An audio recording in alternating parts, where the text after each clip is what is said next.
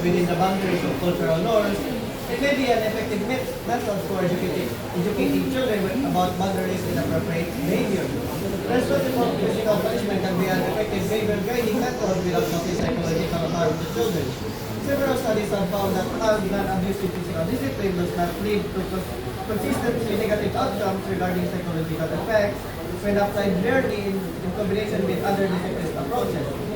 A 2010 meta-analysis conducted by Larger and Poole reported that in certain situations, mild physical punishment could be as effective as other approaches for teaching young children and the boundaries of societal behavior.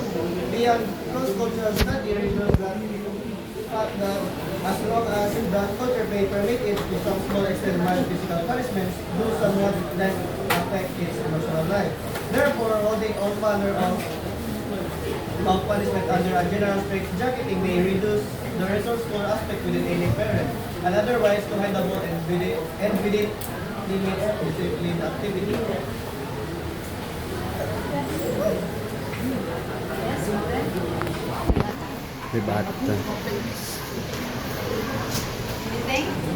You want me to say something? Yes. Go. No.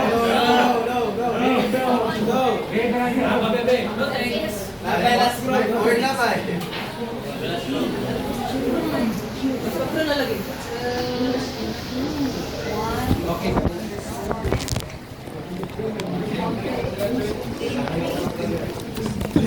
Physical punishment is an ineffective discipline method, harming children's behavioral, emotional, and cognitive development. Research consistently demonstrates that physical punishment fails to address underlying issues, instead leading to negative outcomes in children's behavior, mental health, and academic performance.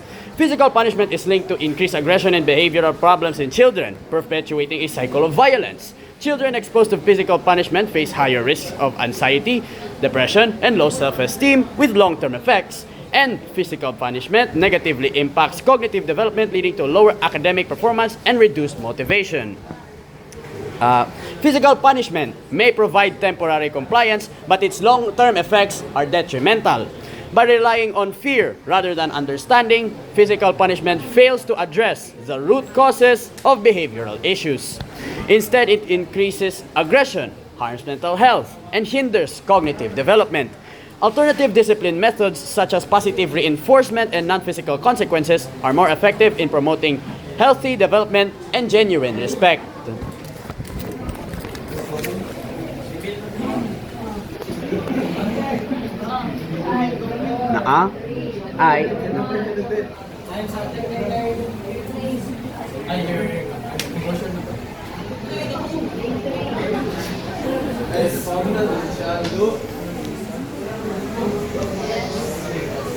Punishment is an act of care intended to set boundaries that help children understand right from wrong and avoid mistakes. Salamat, Many cultures and families, physical punishment is viewed as a tool to correct behavior and not as a weapon to guard it, especially when other forms of discipline may not seem as immediately effective. Parents often feel that physical punishment can teach children a strong sense of consequence, helping them learn that certain actions have tangible immediate consequences. Many parents may view it as a way to demonstrate their commitment to their child's well-being, steering them toward good behavior and instilling values they believe will be beneficial throughout their life. Parents may favor it for its immediacy, as it provides instant consequences, helping children fully connect to their actions and commit themselves and reinforcing learning in real time. Many parents also see discipline as essential to guiding children toward responsibility, viewing it as a necessary step in their moral development. Say, my main takeaway from that statement is that really, physical punishment is an expression of the parent's desire for control. Within every human being, especially human being blessed with children, there exists a sense of control. We want our life to go the way that we want it. Whether we are honest to ourselves about it or not, we want to have control, right? And so how can we enforce that sense of control and what we believe is right onto our children? And to me, what I understand from your statement is that the shackles that we control our children through are called physical punishment, because that instantaneous sense of consequence and pain teaches them what we think, what the parents think rather, is the appropriate set of morals and values. We want our children to grow up to be some kind of way. We might think to ourselves that I just want my child to be a good person, but we have very, very different ideas for a quote-unquote good person. This sense of control is not a bad thing, because as a parent, it is in their very nature to be protective of their child. They want the best for their child. But let's not forget the old adage, the road to hell is paved with good intentions. No. Look, according to Mahatma Gandhi, a famous Indian religious leader, punishment is Excuse not... me, Yeah. let's not forget that Mahatma Gandhi was a serial child rapist. Oh no! But at least he was an Indian religious leader.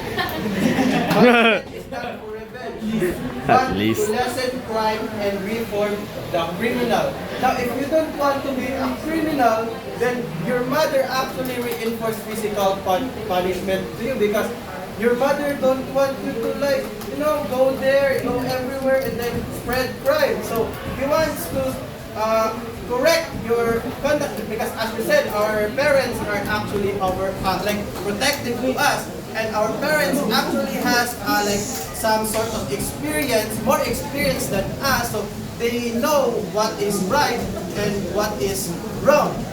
But not all parents, because there are some naturally abusive parents where they only go there and then get drunk and then, but actually physical punishment should not be a crime. Oh, yes. Okay, let's proceed to counterclaim. Counterclaim and refutation. Before the conclusion. To summarize their claim, that becomes your counterclaim. Provide a summary of their claim, the opposite side. That's your counterclaim. And then provide them the refutation based on your claim. So you prove them wrong. Okay, let's start. Move on. So as you mentioned earlier, inflicting physical punishment on children could actually build mutual respect between children and their parents. However, I believe that by building respect, it needs more than just. It does not need physical punishment. It can be talked through. It can be earned through other ways. And other than that, by not inflicting physical punishment, this does not take the rights of our parents for being our parents, basically. And by saying that soft parenting is ineffective is very wrong. There are lots of children who grew up in families who did not inflict physical punishment, but they still have these morals. They still have these morals injected in their system as if it was normal, as if it was something that they did not even have to learn, because their parents taught them this naturally. Now physical punishment, you kept on differentiating physical punishment from point of view. However, if you look at it in a deeper way, physical punishment could actually lead to abuse. And at the same time, if you're going to say that physical punishment could avoid future mistakes, physical punishment could actually just lead to a cycle of violence, in which parents would inflict physical punishment towards their children, and children who learn physical punishment from their parents, they would also inflict that teaching onto their future child. Now as a child myself who grew up in a harsh family where my father was treated harshly by his own father, I've experienced what he had experienced before, because what he thought was discipline that was inflicted by his own father, he also thought that by inflicting that towards his daughters, it would fix them and lead them towards a better path. Now, what we can do now is enforce laws that at a certain degree, physical punishment could be considered as a crime. We should not wait for children to bleed. We should not wait for children to cry on their knees just so we would consider that as abuse. We should find ways in order to mitigate a situation where there are lots of things that we could do better other than just physical punishment. Thank you. Your turn. Okay, so let's Sleep well. here you state all your claims. Ay. So set for claim 1, physical punishment is effective because Hello. it teaches children to build fear and resentment, damages relationships and causes trauma in children. Claim 2, physical punishment violates basic human rights. It does not teach children to act better. And physical punishment escalates more severe abuse. Claim 3, in effect, physical punishment is an ineffective discipline. Bro, hello. Uy, sorry sa mga walang context chan. Love you guys. But actually, physical punishment should not be right. According to Harry Hello. reliable sources, Nah. it is more effective than verbal reproach. Additionally, it does not violate any human rights because it is not a form of violence or abuse. And when done correctly, it promotes development rather than mental and physical health. Issues. Di siya mag-sounds. Yes. Okay. Well, let's have a resolution. In conclusion, May uno man si Sean. That's crazy. it doesn't teach right from wrong, but instead creates fear, aggression, and long-term psychological damage. Criminalizing it is a necessary step to protect children's rights and create a safer, more respectful society. By criminalizing physical punishment, we can shift societal attitudes to create a safer for all children. And this requires educating the public about the harmful effects of physical punishment and promoting positive discipline methods, enacting legal reforms to ban it in all settings, addressing cultural sensitivities and enforcement challenges, and offering alternatives to physical punishment. Physical punishment should not be criminalized as parents have the right to choose their discipline methods, uphold cultural traditions, and guide their children's moral development. Moving forward, society should respect parental and cultural practices while promoting responsible, non-abusive discipline methods that prioritize a child's well-being. Clear guidelines and unacceptable discipline can help balance family rights with child protection. Okay, final say, dear classmates, as future parents. Final Yes? say, Stand. sorry, it's me. Very respectable on their side. You know, I respect all you guys a lot, especially Mr. Godwin. As we are unified in our goal, we all want good things for kids. Because all kids deserve good things. Right? Though we take different paths and different approaches for the goodness of our youth, we are unified in our goal of how do we create a world that is good to children. Ma'am, can I use very frank language? Okay. In our current society today, it is now harder than ever to raise a good child. So let us be mindful and only become parents when the time is right.